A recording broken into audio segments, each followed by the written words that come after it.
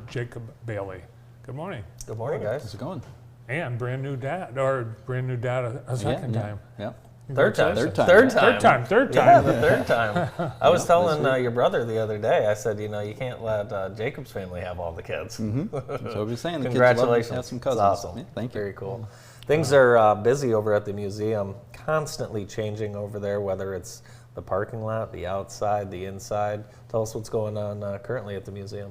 Yeah, like you said, parking lot, we just resurfaced the whole parking lot, put lines down. We just redid our fence in the back yesterday. That was a lot of fun. Finally getting that thing stabilized and everything. It doesn't look as rickety as it used to. A lot of just small little things that been needing to do for the last several years that we've been getting done lately. Well, you have a beautiful collection and you want to keep adding to that. And I understand there's an opportunity that you have to acquire something. Yeah, absolutely. So our friend Jack Blades from Night Ranger is also a big military collector. And in his collection, he has a sword that belonged to Simeon B. Brown, who was Brigadier General of the 11th Michigan Cavalry.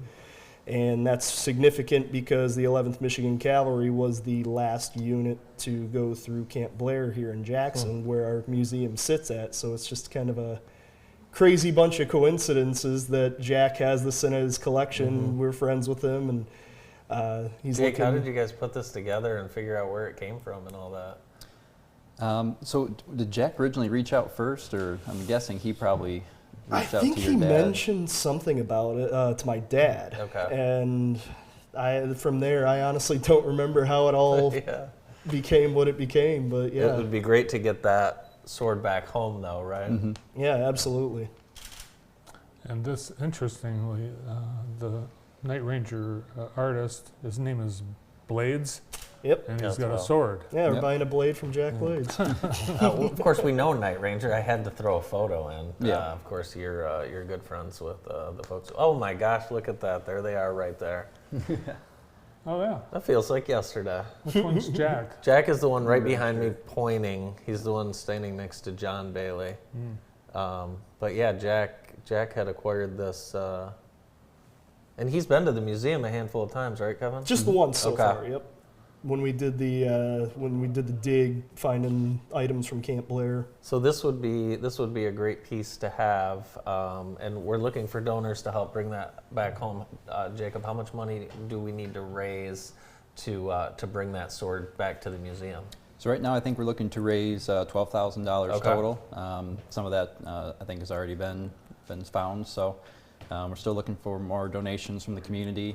We want to kind of get the community together and have this be like a group effort, so that other people in the community can come and see it, and then see what their money went to, and the history that's being preserved from the So Michigan whatever area. happened to Brigadier General Brown? He survived the war. He fought at Anderson, South Carolina, which was fought 3 weeks after the surrender at Appomattox Courthouse. So that's pretty significant. He got out of the military. There's not much known about him after the war. He died in St. Clair, Michigan in 1893. And that's about it.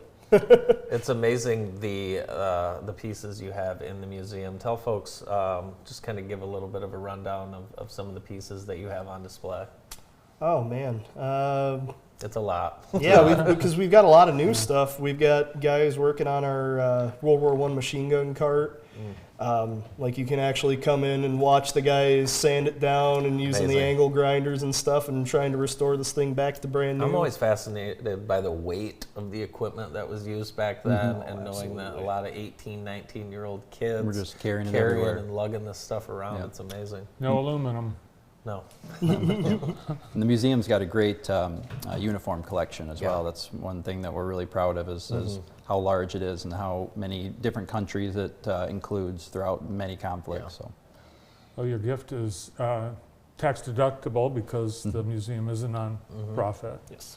And you have a volunteer board, and you've been a big supporter.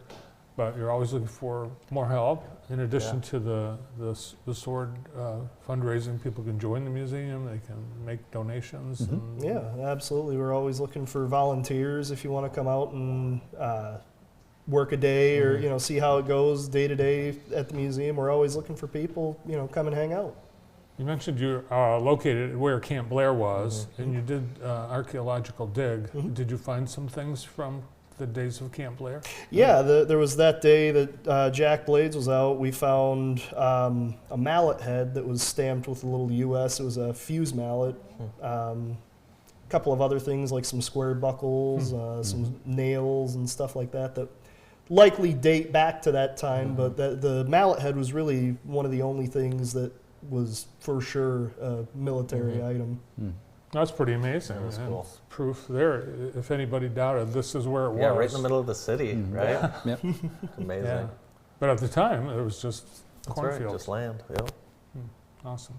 All right, so if you're successful, this will be on display. Probably we'll have a like a fancy showcase. Oh, Yep. absolutely. Oh, yeah. Thanking Yeah. the donors for that help make it possible, and probably be right there at the front of the museum when everyone comes in and can see it.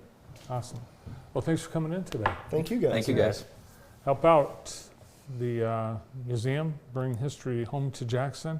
From Michigan's Military Heritage Museum, Kevin Gerych and Jacob Bailey. The morning show continues after this.